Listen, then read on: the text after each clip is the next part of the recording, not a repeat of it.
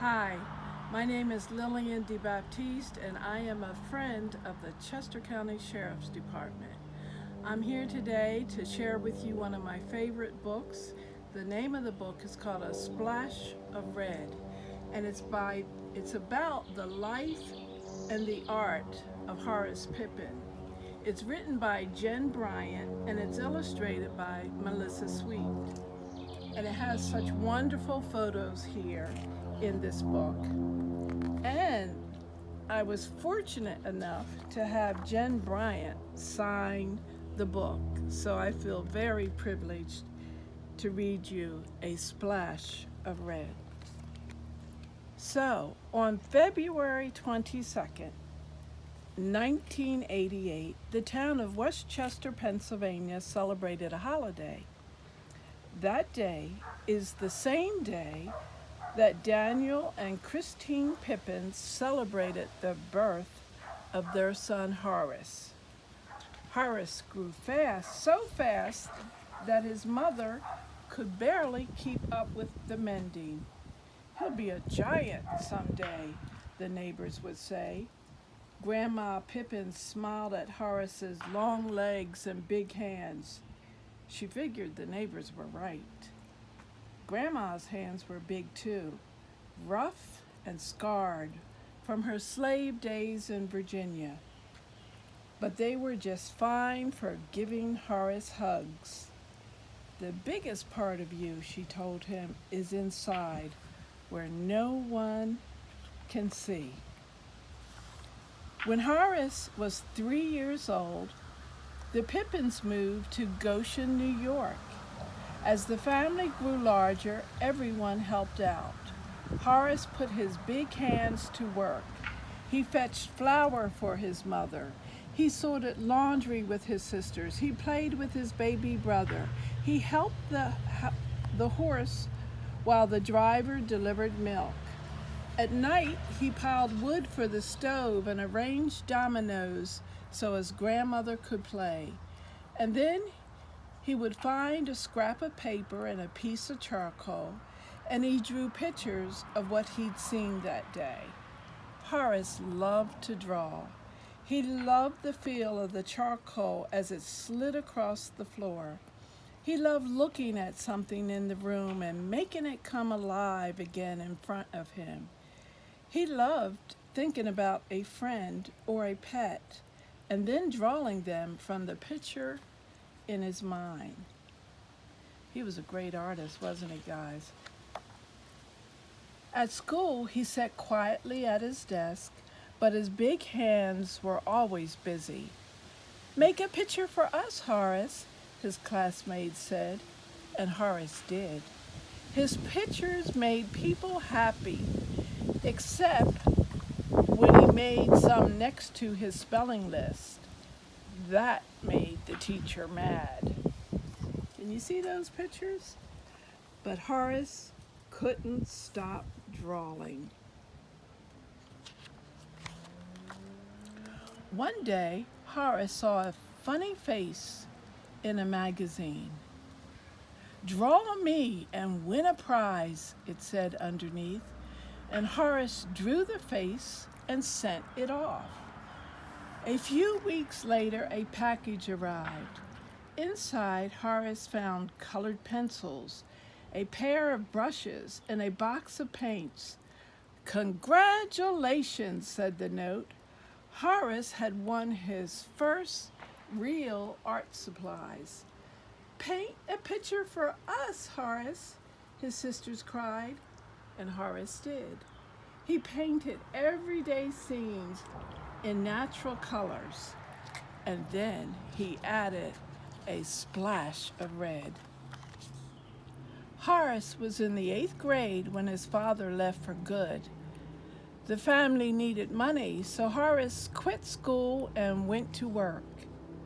For several years, Horace's big hands were always busy, stacking grain sacks at a feed store, shoveling coal at a rail yard, mending fences on a farm, carrying luggage at a hotel, making brakes in an iron factory, packing oil paintings into large wood crates. Looking at these made Horace remember winning that art contest and how proud he had been, how he loved those colored pencils, those brushes, and his first real box of paints. Horace was a big man now, with big responsibilities, and still he loved drawing as much as he always had. He used charcoal, broken pencils, whatever he could find. "Make a picture for us, Horace," the other workers said, and Horace did. Far across the ocean, a terrible war had begun, and Horace's big heart wanted to help. The good old USA was in trouble with Germany. And in France, Horace and his regiment dug deep trenches for protection. There were no blankets or beds. It was always wet and cold and dark. He had not seen the sun in more than a month, Horace wrote. He wrapped his big hands around a rifle.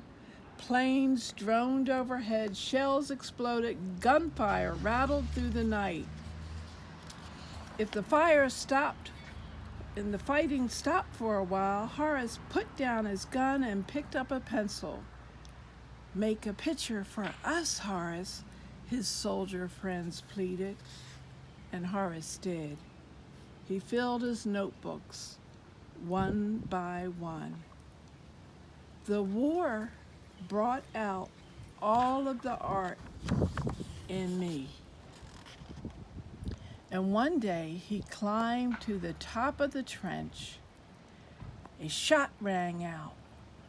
Horace felt the pain in his shoulder. He was hit. Horace was glad to be alive because there were many hours passed before help came. But the bullet had badly damaged his right arm, and when it healed, he couldn't lift it or move it the way he used to. Now when someone said, "Make a picture for us, Horace," Horace could not.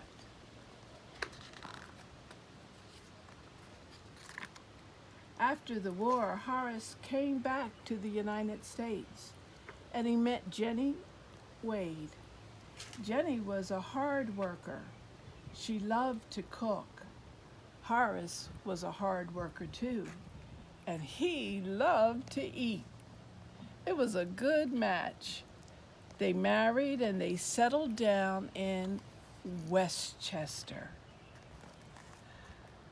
Horace was 32 years old, as big and strong as ever, but because of his injured arm, he couldn't find a job. "How much can you lift?" the hiring boss asked, and that was the end of that. So Horace did what he could. He organized a Boy Scout troop. He umpired baseball games. He took the neighbors' children fishing. And when Jenny started a laundry business, Horace delivered the clean clothes.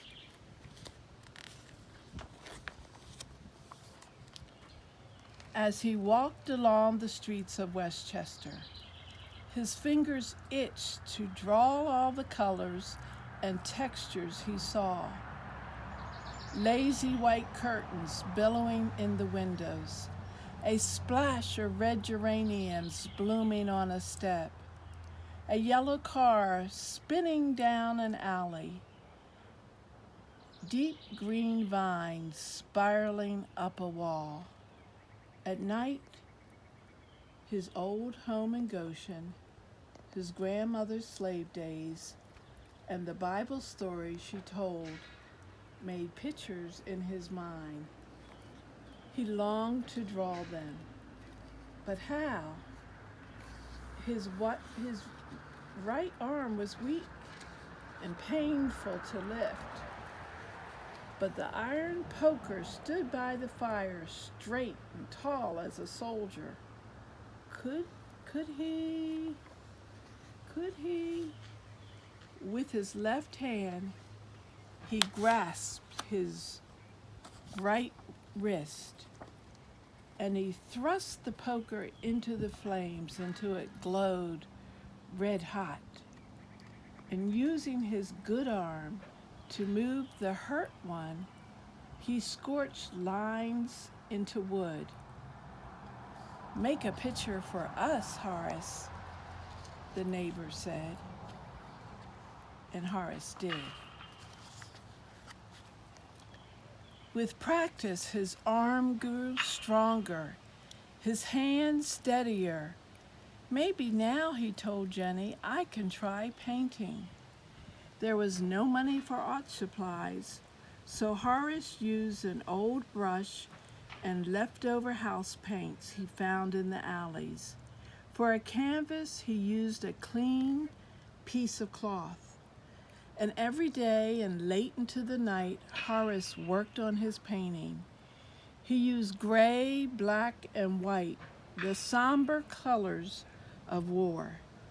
Here and there, he added a splash of red. If a man knows nothing but hard times, he will paint them, for he must be true to himself. He used 100 layers of paint. He decorated the frame with tiny sculptures, and 3 years later, he finished. Now, as he delivered laundry or fished in the river, new ideas came, but he didn't paint them right away. Before he reached for a brush,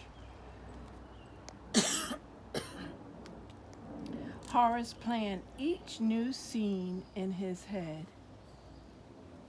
He painted the milkman and his wagon, women working in their kitchen, children playing games in the yard, cotton fields and log cabins, John Brown and Abraham Lincoln, war scenes and Bible tales, men singing on the corner. Horace hung his paintings in a shoe store window, and $5 each, said the sign. He hung others in a restaurant. He even traded one for a haircut. People admired Horace's painting, but no one brought them.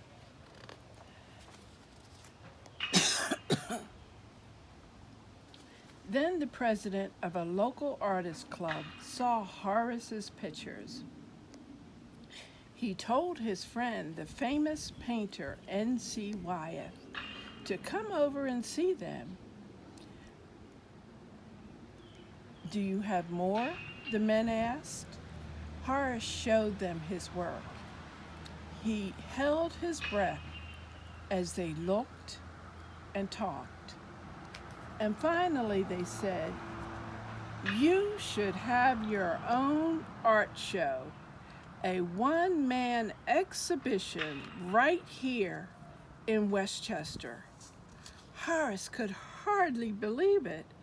He shook hands with the man, and when they left, he celebrated with Jenny. The men thought, "It is some of the richest expression I have seen in a long time." And people came from all around to see Horace's paintings.